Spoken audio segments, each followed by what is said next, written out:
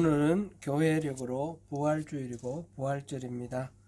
영어로는 보통 이스터라고 하는데 원래 의미를 반영하여서 The Day of Resurrection 이렇게 말하기도 합니다.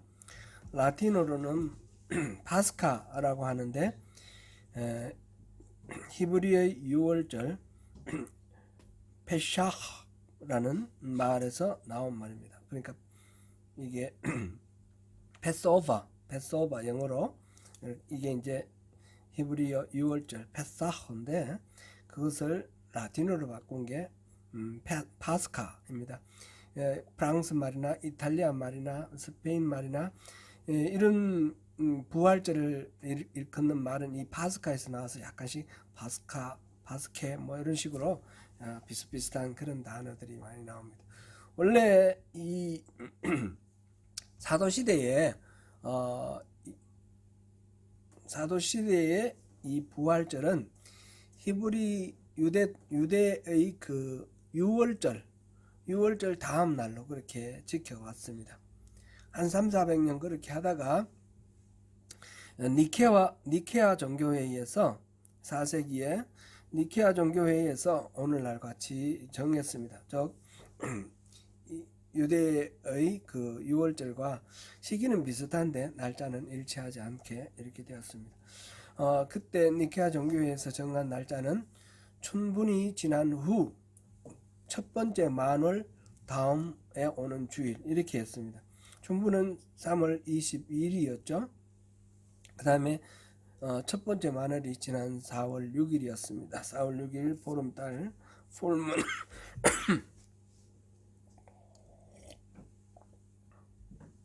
지나고 첫 번째 오는 주일이 바로 오늘이죠. 그래서 부활절은 해마다 달라집니다. 3월 말에 올 때도 있고 4월 25일까지 3월 22일에서 3월 23일에서 4월 25일 사이에 이렇게 쭉 펼쳐지는데 부활절은 왜 이렇게 날짜가 왔다 갔다 하나 그런 생각이 드실 수도 있는데 이 춘분이 지나고 만월이 지나고 첫 번째 주일이다 이렇게 기억하시면 좋겠습니다. 좀 복잡하긴 합니다. 부활절은 무슨 날이죠? 뭘 기념하는 날이죠? 예수님께서 부활하시는 것을 기념하는 날입니다. 사람이 죽었다가 다시 살아난다는 것은 참으로 믿기 어려운 일입니다. 죽었다가 다시 살아난 일들은 성경에도 좀 있습니다. 그렇죠? 예를 들면 베다니에 살던 그 나사로라는 사람, 마리아와 마르다의 그 오라비 나사로라는 사람이 죽었다가 예수님께서 나사로야 나오라 그러니까 그 무덤에서 나오는 그런 사건도 있었죠. 나인성 과부의 아들이 장례 행렬에 이렇게 지나가다가 예수님을 만났는데 예수님께서 그 아들을 살리신 그런 경우도 있습니다. 이런 이렇게 죽었다가 살아난 경우는 예수님께서 또 십자가에 달려 죽으시고 갈 때에 그 무덤이 터지고 죽었다가 살아났다 이런 얘기도 있고요. 그런 경우는 많지만 그런 경우에 부활했다 이렇게 말하지는 않습니다. 죽었다가 살아났다고 다 부활은 아니라는 거죠. 요즘에도 보면 죽은 줄 알고 병원에 그 시신을 보관하는 냉동실에 이제 이렇게 옮기는 순간에 뭐 살아났다든지 옮겨놓고 몇 시간 후에 살아났다든지 이런 경우도 있죠. 그런 경우에 우리가 부활했다 이렇게 말하지는 않습니다. 그런 경우는 굳이 표현을 하자면 소생을 한 것이죠. 죽었다가 다시 살아나는. 그런데 이 소생한 경우는 또 세월이 지나면 짧게는 금방 뭐 몇십 분 후에도 죽을 수도 있지만 몇 년 더 살다가 이렇게 죽기도 하고 소생한 경우는 다시 죽습니다. 예수님이 부활하셨던 이 부활 사건은 끊어졌던 숨이 다시 이어져서 잠깐 살다가 다시 죽으셨다 이런 뜻이 아닙니다. 예수님께서는 다른 생명으로 다시 살아나셨고 영원한 생명으로 이렇게 사신다라는 그런 이야기입니다. 부활의 경우는 그러므로 예수님은 부활의 첫 열매가 되셨고 우리가 예수님 외에는 아직 잘 알지 못합니다. 예수님은 이렇게 죽음을 이기시고 살아나셨습니다. 그리고 이 부활에 우리를 초대하셨습니다. 그래서 우리가 부활절을 지키는 겁니다. 예수님의 부활에 우리도 참여해서 우리도 다시 살아나서 영원한 생명을 누릴 수 있게 되었다라는 그런 내용이죠. 예수님은 스스로 3번에 걸쳐 예언하신 대로 예루살렘으로 들어가셔서 제사장들과 백성의 장로들이 보낸 무리에게 잡혔습니다. 예수님 제자들 중에 하나 베드로가 칼을 들고 그 대제사장의 종의 귀를 이렇게 잘라내는 그런 액션을 통해서 저항을 나타내는 그런 것도 기록되어 있는데, 예수님께서 칼을 든 자는 반드시 망한다, 칼을 내려놓아라, 이렇게 말리셨습니다. 오히려 예수님은 잡혀가셨습니다. 잡힌 예수님을 대제사장 가야바와 온 공회가 죽이기로 결의를 하였습니다. 죄명은 신성모독죄입니다. 예수님이 하나님을 아버지라 그랬고 나를 보면 아버지를 볼 수 있다 그랬기 때문에 하나님의 이 신성을 모독했다고, 그래서 이제 죽이게 되었습니다. 그러나 이스라엘은 로마의 식민지이기 때문에 사형을 언도할 수 있는 그런 권리가 없습니다. 그래서 그들은 예수님을 총독 빌라도에게 넘기고 그가 로마를 대적하고 반역하였다 해서 반역죄로 총독 빌라도에게 의해서 사형을 당하도록 그렇게 했습니다. 그 결과로 예수님은 십자가형을 받게 되었고, 십자가에서 수많은 채찍질과 조롱을 당하고 십자가에서 죽으셨는데, 이 달리신 십자가 위에 죄패에는 유대인의 왕 이렇게 적혀 있습니다. 말하자면 독립운동을 했다라는 정치범으로 그렇게 죽임을 당하셨습니다. 예수님은 장사한 지 사흘째 되는 날 부활하셨습니다. 안식일이 지난 후 첫날 새벽에 막달라 마리아와 몇 명의 여인들이 무덤에 갔다가 부활하신 예수님을 만났습니다. 이 여인들이 말해서 제자들이 그 무덤으로 달려갔는데 그 무덤에 예수님은 안 계시고 시신이 놓였던 자리에 세마포가 정돈되어 있었습니다. 지난주에 우리는 예수님이 나귀 새끼를 타고 예루살렘에 입성하시는 그런 장면에 대해서 살펴봤습니다. 예수님은 예수님이 나귀를 타고 예루살렘에 입성하시는 이 장면을 저는 왕의 출정식 이렇게 표현을 했습니다. 곧 예수님이 예루살렘에 올라가셔서 겪게 되는 모든 순환과 십자가에서 죽으신 그 사건은 말하자면 예수님의 전쟁의 일환이라는 것입니다. 사탄의 악의 세력과 예수님께서 마지막 싸우는 그 전쟁이 바로 이 십자가 사건입니다. 사단은 예수님을 죄인으로 몰아 십자가에서 죽게 함으로써 자기들이 이긴 줄 알았습니다. 그런데 예수님은 무덤에서 살아나셨습니다. 예수님의 마지막 공격, 마지막 일격은 바로 죽음을 이기고 살아나신 일입니다.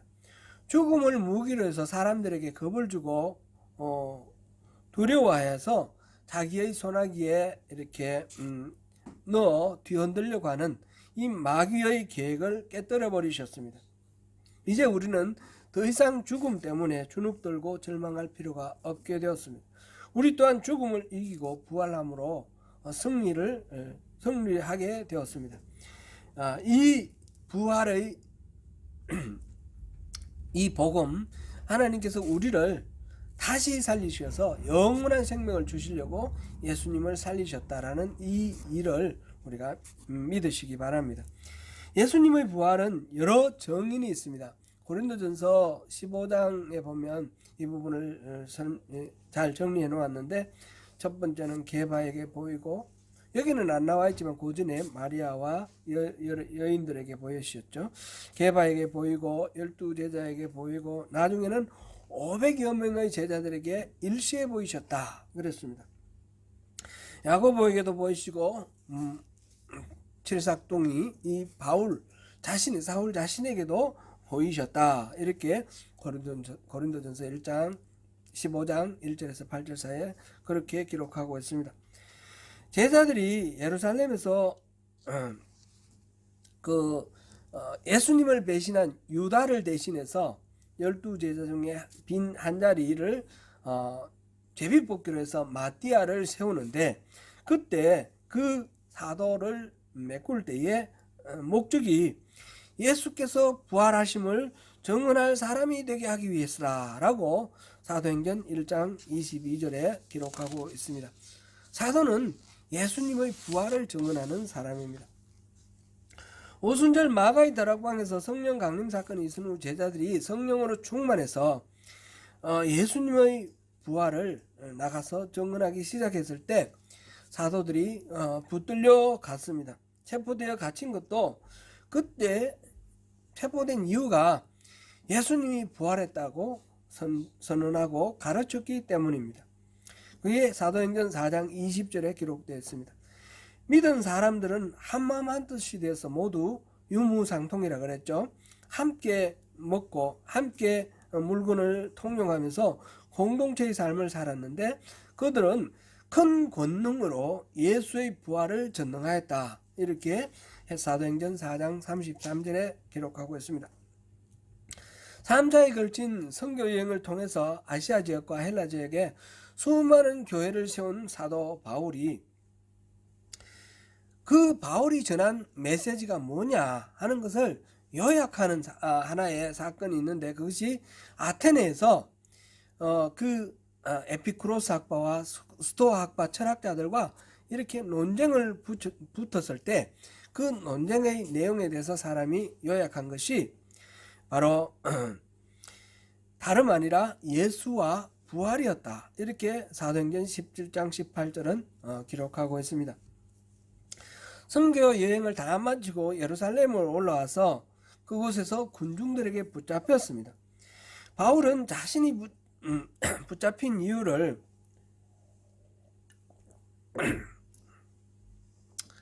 사도행전 23장 6절에 보니까 내가 붙잡힌 것은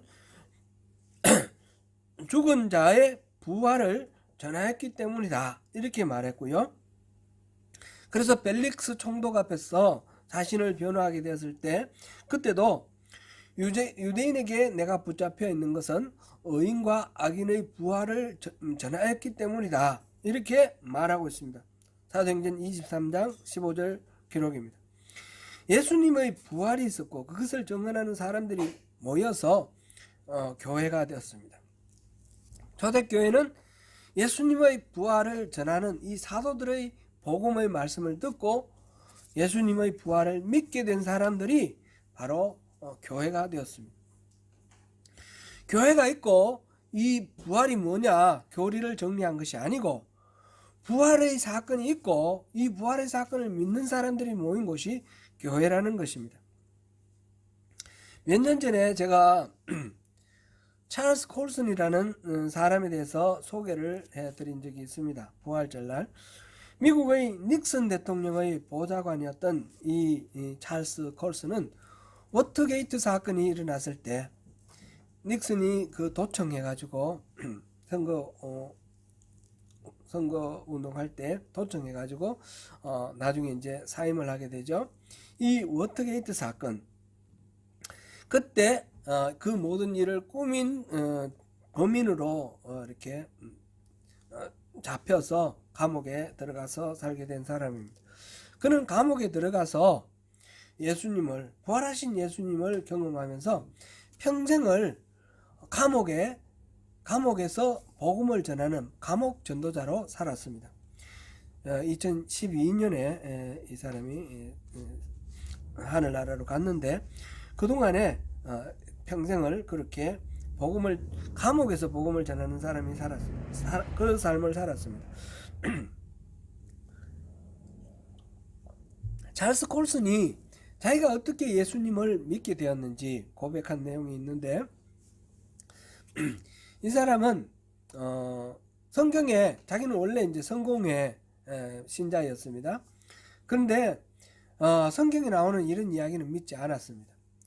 이 부활에 대한 이야기도 그 제자들이 시체를 어디 숨겨놓고 부활했다고 서로 입을 맞춘 것이다, 이렇게 믿고 있었습니다. 그런데 자기가 워터게이트 사건에 이 일이 이제 드러나기 시작하면서 뉴스에 나오고 이러면서 그 일에 가담했던 사람들끼리 모여가지고 이 일이 드러나지 않도록 범죄로 이렇게 잡히지 않도록 하기 위해서 철저하게 말을 맞췄습니다. 이 사람들은 하버드 대학 나온 사람들이고 미국에서 머리 제일 좋다는 사람들, 그런 사람들이 백악관의 보좌관들이었는데 변호사이기도 하고, 그래서 이런 질문하면 이렇게 답하고 저런 질문하면 저렇게 답하고 완벽하게 입을 맞췄는데, 특검이 시작되고 난 뒤에 바로 모든 일들이 다 들통이 나고 말았습니다. 그때 이 사람이 크게 깨달았습니다. 우리가 그렇게 철저하게 대비를 하고 만약 이게 들통이 나게 되면 우리의 명예와 부와 우리의 모든 안전이 다 잃어버리는 것이, 그런 것들 다 잃어버리는 것이기 때문에 목숨을 걸고 그 거짓말을 지키려고 했는데 금방 들통이 나버렸다는 거죠. 왜 그렇습니까? 그것은 거짓말이었기 때문입니다. 그런데 이제 성경을 통해서 이 제자들의 부활의 정언에 대해서 생각해 보니까, 예수님이 부활했다라는 것을 만약 거짓말이라고 가정을 하면 그 거짓말을 지키기 위해서 자신들에게 돌아올 어떤 부나 명예나 권세 이런 거는 하나도 없고, 오히려 그것으로 인해서 고난당하고 죽임당하는 그런 일인데 왜 이 사람들이 목숨을 걸고 그 거짓말을 지키려고 했을까? 있을 수 없는 일이라는 거죠. 이거는 바로 그것이 일어난 사실이기 때문에, 참이기 때문에 말하자면 배움이 없고 무식한 사람들이 말을 맞춰서, 완벽하게 말을 맞춰서 그렇게 기록된 것이 아니라 사실이기 때문에 그들이 사실 그대로 고백할 수밖에 없었고, 그래서 교회가 짧은 시간에 그렇게 수많은 사람들이 예수께로 돌아오고 이 교회가 예수 그리스도의 이 복음이 온 세계를 이렇게 뒤덮게 되었다라는 것을 깨닫게 된 것입니다. 그래서 예수님은 부활한 것이 확실하다, 이렇게 믿고 그 다음부터 열심히 예수님의 복음을 전하기 시작했습니다. 오늘 본문은 부활하신 예수님이 제자들을 방문하신 사건의 기록입니다. 오늘 이 본문에 등장하는 이 제자들은 이미 예수님을 만났습니다. 오늘 본문에서 14절에 보니까 세 번째로 제자들에게 나타났다 이렇게 되는데, 이 요한 말고 마태나 누가나 이렇게 다른 기록에 보면 어쩌면 세 번째도 더 되는 것일 수도 있겠습니다. 제자들은 이미 안식 후 첫날 저녁 때에, 예수님 부활하신 날 그날 저녁에 무서워서 방에 문을 닫고 이렇게 숨어 있을 때에 예수님께서 나타나셨습니다. 그리고 평안할지어다 이렇게 말씀하셔서 손과 옆구리 이 창자국을 보여주셨습니다.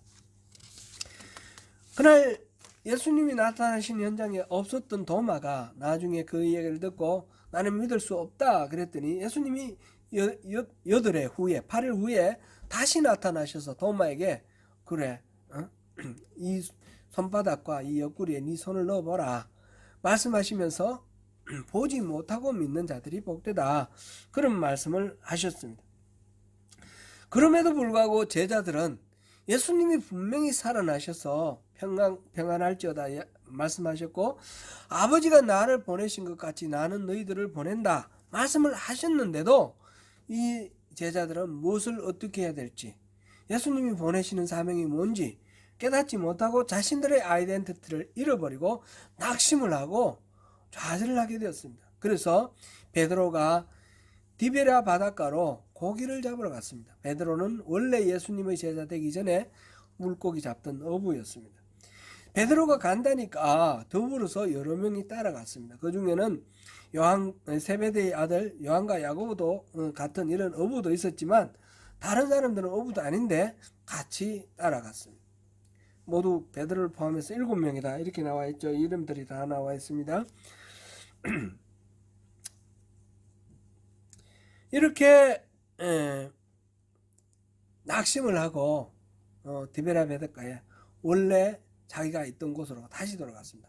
3년 동안 예수님과 함께 공생애를 했던 모든 것들 그걸 다 헛사로 돌리는 그런 일입니다. 예수님께서 그 현장에 오셔서 그들을 다시 만나 주셨습니다. 밤새도록 고기를 잡았는데 못 잡고 있는데 오른편에 그물을 내리라. 오른편에 그물을 내렸더니 고기가 많이 잡혔습니다. 153마리라고 그랬는데 원아미 그 볼펜에 153 그게 바로 그거랍니다. 그 숫자랍니다. 많은 고기를 잡아서 이렇게 그동안에 안 잡히던 고기가 잡히니까 이게 예수님이 처음 제자들을 부르실 때도 그런 사건이 있었지 않습니까? 그래서 예수님이 사랑한 제자라고 했는데 바로 요한인 것 같아요. 이 요한복음을 기록한 요한이 바로 주님이시다 라고 외치고 베드로가 물 위로 뛰어들고 해서 이렇게 나오는 장면이 여기에 묘사되어 있습니다. 예수님께서는 그 디베라 바닷가에서 숯불에 생선을 가져오라 해서 생선을 구우시고 떡을 구우시고 해서 조반을 먹으라 나눠 주십니다.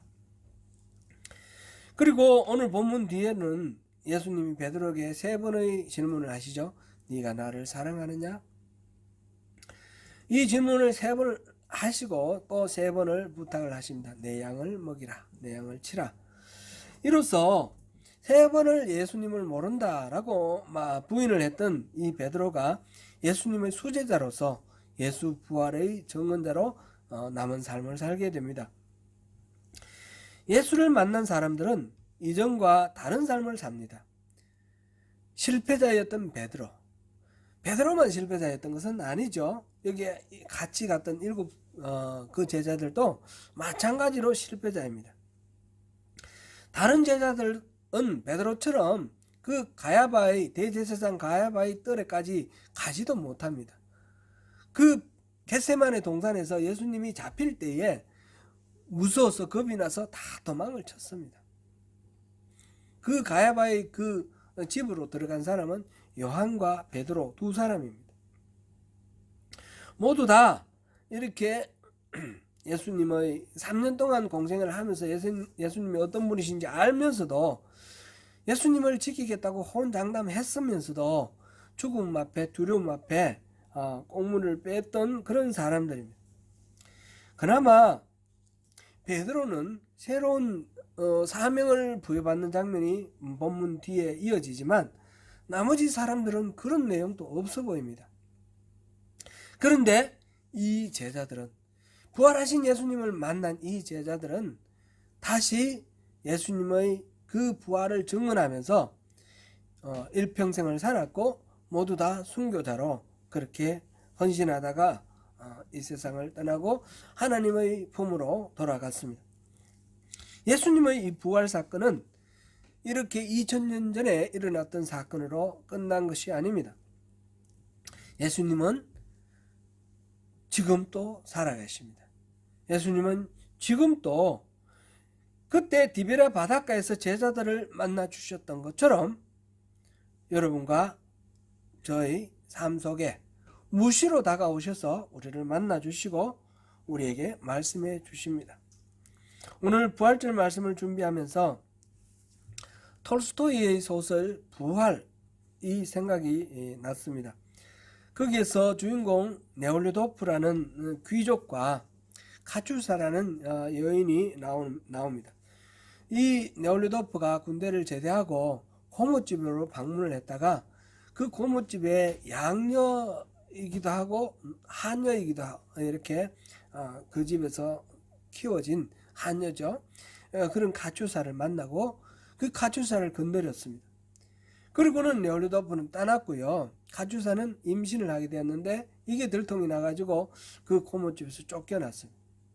혼자 아기를 낳아 기르다가 아기가 죽고 비참하게 생활을 하다가 결국 장녀가 되었습니다. 네올루도프가 나중에 어떤 재판에 배심원으로 참석하게 되는데 거기에 나온 죄수가 나타샤입니다.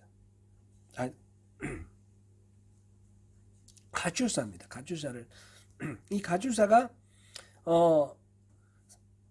살인 죄목을 이렇게 있고 그렇게 왔습니다.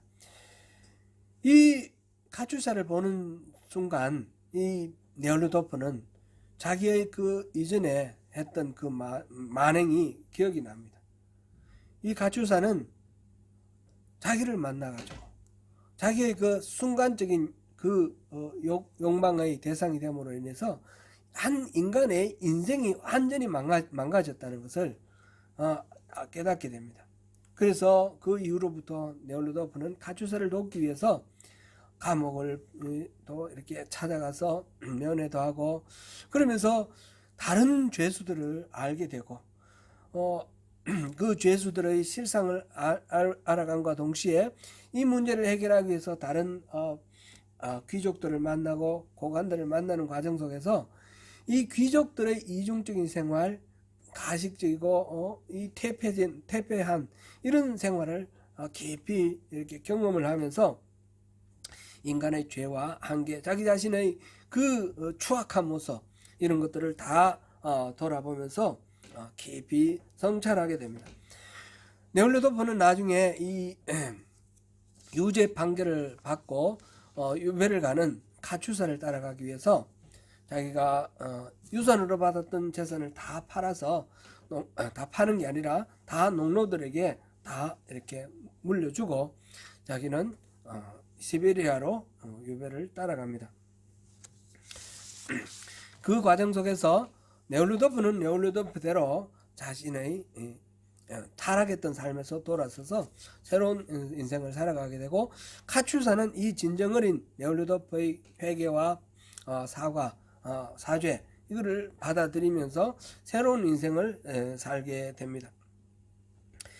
이 변화된 삶을 톨스토이는 부활이라는 제목으로 이 소설로 그리고 있습니다.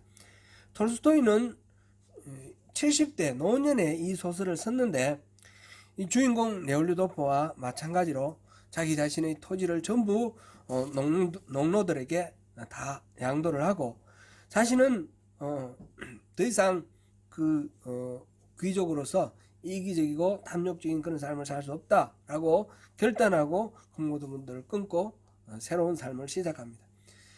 톨스토이는 나중에 이제 어느 시골 역에서 이렇게 쓸쓸하게 혼자 죽은 모습으로 발견이 되었습니다. 부활하신 예수를 만난 네올루도프, 실제로는 톨스토이 자신이죠. 이제 더 이상 이 타락하고 이기적인 삶을 살 수가 없다라고 결단하고 예수님의 영으로 거듭나서 이전과 전혀 다른 새로운 사람으로 살아가게 됩니다. 주님의 교회와 100주년 기념교회를 담임하시던 이재철 목사님, 한국교회에서 많이 존경받는 이 목사님의 자서전에서도 자신의 그런 경우를 기록하고 있는 것을 봅니다. 비즈니스를 하고 돈을 많이 벌고 또 열심히 돈 벌면서 열심히 돈 쓰면서 그렇게 살고 있던 그런 어느 날 새벽에 집으로 돌아왔는데 아내가 엎드린 채 자고 있습니다. 아내가 이 엎드린 채 자고 있는 그 밑에 하얀 노트가 있었는데 그걸 보니까 일기장이었습니다. 그래서 뭐라고 기록했는지 눈길이 가서 읽어봤는데 거기에는 아내가 이재철 목사, 이재철 그때 당시는 집사였죠. 그분이 생각할 때 아내는 너무너무 착하고 천사 같아서 고민도 없고 괴로움도 없고 항상 행복하다고 생각했는데 그 일기에는 죽음을 생각하는 그런 내용이 기록됐습니다. 오늘 오후에 어디에 갔다. 어떻게 죽을까, 발목을 그을까, 뭐 이런 죽음의 방법에 대해서 고민한 내용을 기록해 놓았습니다. 한 번도 아내가 이렇게 죽음을 생각할 정도로 고통스럽고 번뇌에 빠져 있다는 사실을 생각을 못했습니다. 아내의 마음을 진지하게 헤아린 적도 없다라는 사실을 깨닫고 자신을 돌아보면서 그 겉으로는 늘 웃으면서 어른들께 잘하고 남편에게 잘하는데 그 죽음을 생각하고 있었던 아내의 그 삶을 돌아보면서 불쌍해서 울었습니다.